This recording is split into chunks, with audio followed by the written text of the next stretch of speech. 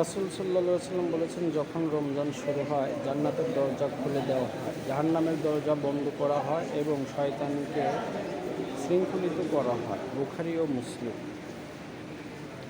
তিনি আরও বলেছেন, আদম সন্তানের প্রতিটি আমল বহুগুণে বৃদ্ধি করা হয়, তবে রোজা আলাদা। রোজা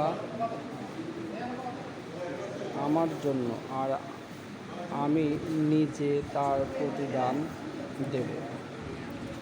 রোজাদারের দুটি আনন্দ আছে, একটি ইফতারের সময়,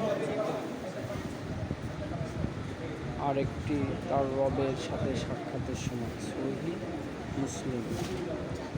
এটি আমাদের শেখায় যে রোজা শুধু খাবার ও পানীয় থেকে বিরত থাকা নয়, এটি আত্মার ভার দৃঢ়তাকে পরিশুদ্ধ করার উপায় এবং জান্নাতের পথে চলার মাধ্যম।